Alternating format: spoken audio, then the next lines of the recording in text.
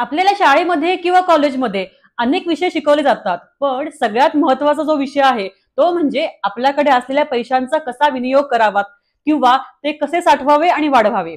तर या विषयावरती खूप सारी पुस्तके लिहिली गेलेली आहेत, पण आपण आज ज्या पुस्तकाबद्दल डिस्कस करणार आहोत ते म्हणजे जॉर्ज क्लासन यांनी 1926 साली लिहिलेले the richest man in Babylon. तर आजचा हा विषय खूप जास्ती महत्वाचा आहे, तर माझा हा व्हिडिओ शेवटपर्यंत नक्की बघा. नमस्कार, माझं नाव आहे राधिका सोमण. माझ्या युट्यूब चॅनलमध्ये तुमच्या सगळ्यांचं मनापासून स्वागत आहे. आता आपण बघूयात या पुस्तकातील मुद्दा number 1. A part of all I earn is mind to keep. तुमच्या टोटल इन्कमच्या 10% भाग तुम्ही सेव्ह करा.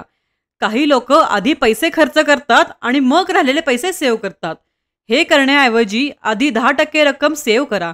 राहिलेल्या पैशामधून जे मूलभूत खर्च आहेत की जे आपल्याला करावेच लागतात, जसं की किराणा, लोन, EMI एक्सेट्रा, हे खर्च केल्यावर जी रक्कम उरेल ती खर्च करा. सो फॉर एक्झाम्पल, जर तुम्ही महिन्याला 1,00,000 रुपये कमवत असाल तर ॲटलिस्ट 10,000 रुपये सेव्ह करा. आता तुमच्यापैकी काहींना असा प्रश्न पडू शकतो की मी जर 10% रक्कम सेव्ह करू नाही शकलो तर काय करणार.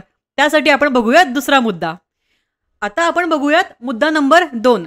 Control your expenditure for definite and gratifying purposes.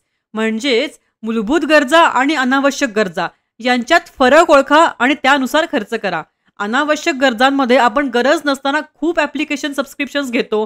Sale लागला आहे म्हणून उगाच गरज नसताना शॉपिंग करतो. महिन्याला हा खर्च जरी छोटा दिसत असला तरी तुम्ही 12 महिन्यांच्या खर्चांची बेरीज केलीत तर तुमच्या लक्षात येईल की अमाऊंट तशी खूप बऱ्यापैकी मोठी आहे. आता आपण बघूयात मुद्दा नंबर 3. Make your gold multiply. वाचवलेल्या पैशाची योग्य ठिकाणी गुंतवणूक करा आणि त्यावर चांगला परतावा मिळवण्याचा प्रयत्न करा. इन्व्हेस्टमेंट करण्यासाठी खूप पर्याय उपलब्ध आहेत, जसं की FD असेल, स्टॉक्स असेल, म्युच्युअल फंड असेल, गोल्ड असेल किंवा रिअल इस्टेट असेल. तुम्ही तुमच्या गरजांप्रमाणे short term, medium term, long term अशी तुमच्याकडे असलेली टोटल अमाऊंट डिव्हाइड करून इन्व्हेस्ट करू शकता. तुम्हाला जर या गोष्टींबद्दल पूर्ण माहिती नसेल तर कुठलाही इन्व्हेस्टमेंट रिलेटेड डिसिजन घेण्याआधी तुम्ही तुमच्या फायनान्शियल ॲडवायझरला नक्की कन्सल्ट करा. आता आपण बघूयात मुद्दा नंबर 4. Guard your treasure from losses. Don't put all your eggs in one basket. म्हणजे सोप्या भाषेत सांगायचं झालं तर तुमचे सगळे पैसे एकाच ठिकाणी गुंतवू नका. खूप लोक झटपट श्रीमंत होण्याच्या नादात चुकीच्या ठिकाणी गुंतवणूक करतात आणि प्रलोभनांना बळी पडतात. तुम्ही गुंतवलेल्या पैशाची काळजी घेणं हे सर्वस्वी तुमच्याच हातात आहे. त्यामुळे तुम्ही ज्या फायनान्शियल इन्स्ट्रुमेंटमध्ये गुंतवणूक करणार असाल त्याबद्दलची माहिती घ्या. मुद्दा नंबर 5. Own your own house. घर घेणं हे आजकाल जरी सोपं राहिलं नसलं तरी प्रत्येकाला वाटतं की आपलं स्वतःचं हक्काचं घर असावं. तुमच्याकडे जर ऑलरेडी राहत असलेले घर आहे आणि तुमची जर 2 प्रॉपर्टीजमध्ये इन्व्हेस्टमेंट करण्याची कपॅसिटी असेल तर एक रेसिडेन्शियल प्रॉपर्टी आणि एक कमर्शियल प्रॉपर्टी घ्या. तुम्ही तुमची कमर्शियल प्रॉपर्टी भाड्याने देऊन ॲडिशनल इन्कम मिळवू शकता. मुद्दा नंबर 6. Safeguard your future. मी अशी बरीच उदाहरणं पाहिली आहेत की घरची परिस्थिती खूप उत्तम आहे, पैसेही बऱ्यापैकी आहेत, असं असलं तरी त्या घरात कोणाला तरी आजारपण येते आणि त्यातले बरेच पैसे खर्च होतात. आपल्या प्रत्येकाची अशी इच्छा असते की आपण आजारी पडू नये, पण सगळ्याच गोष्टी आपल्या हातात नसतात.